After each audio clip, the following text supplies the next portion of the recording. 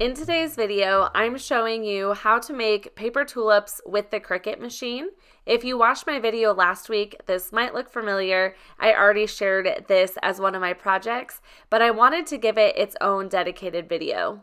I'm sorry there won't be a new video this week, but if you're just finding my channel, I hope you enjoy this project and find it helpful. For this project, I'll be using the Recollections brand cardstock from Michaels. I also picked up some wire stems from there as well. I'm starting off in Creative Fabrica. This is where I downloaded the SVG for the paper tulip. I'll put a link down in my description box if you want to download it as well. Also, Creative Fabrica always has really good deals on their membership, so I'll put all that info down in the description box also. I'm going to upload my SVG first.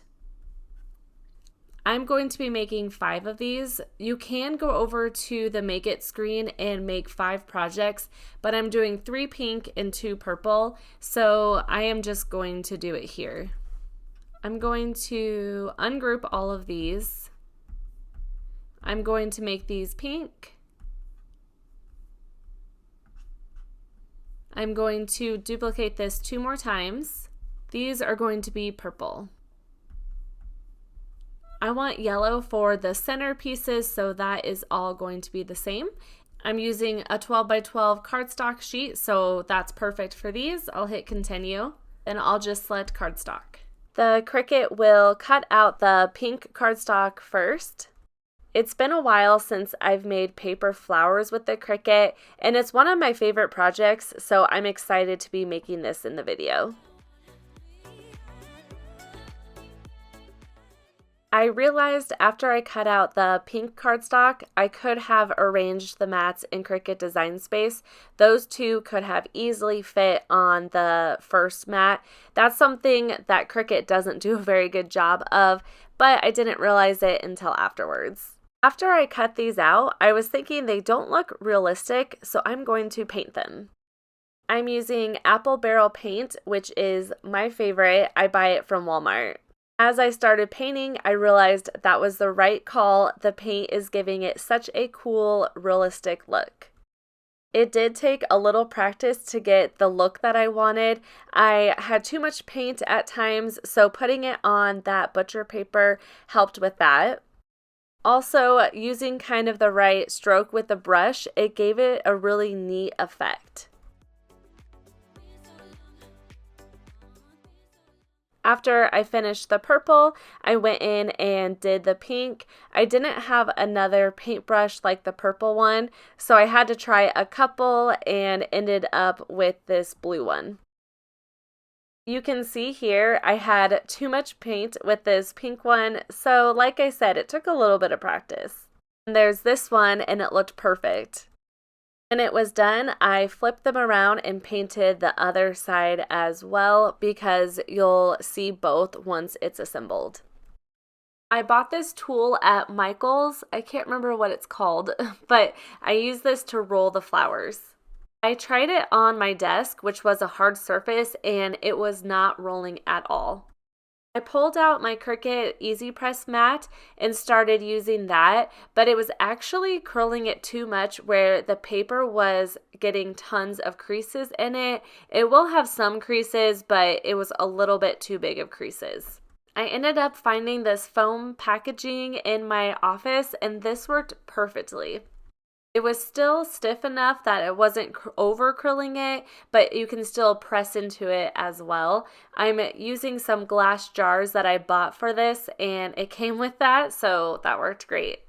When curling it, I roll it on the edges first, then I go in the center and just kind of work my way out, and that really works to get it to curl nicely. This is my first time making paper tulips, so I'm definitely learning as I go, so I'll show you what works and what doesn't for me. You want 2 per flower, and you want to make sure the outside is the prettier side because you'll see that more. I roll the yellow inside pieces also. I didn't paint these because you're not going to see them too much. I'm going to grab one of my stem wires and start assembling my tulip. I'm using hot glue. First, I grab these 2 yellow pieces and place it at the end of the stem. Then I'm going to grab my other yellow piece and slide it from the bottom of that wire stem. I'll add some more glue and just place it up against the other yellow pieces that I already put on.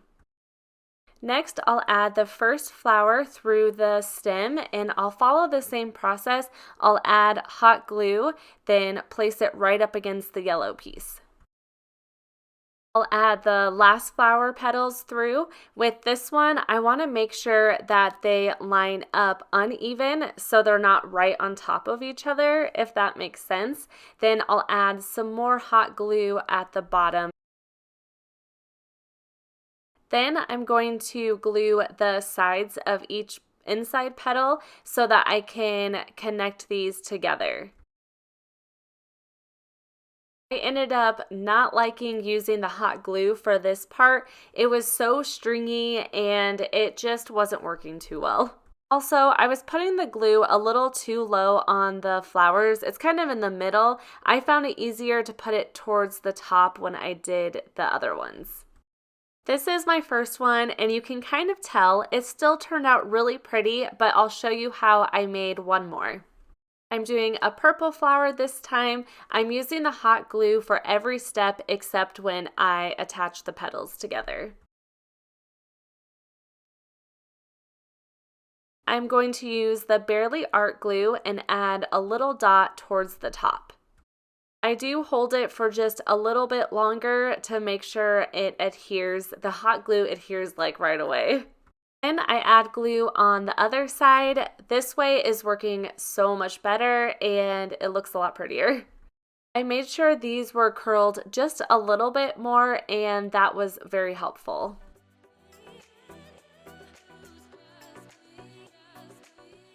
This is so pretty and I'm really glad I painted them. It looks more realistic that way.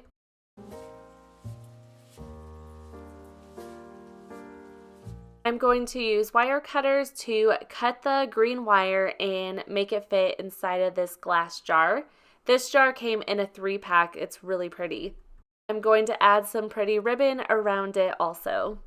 Thank you so much for watching my paper tulip video. I hope you enjoyed it and feel inspired to create your own.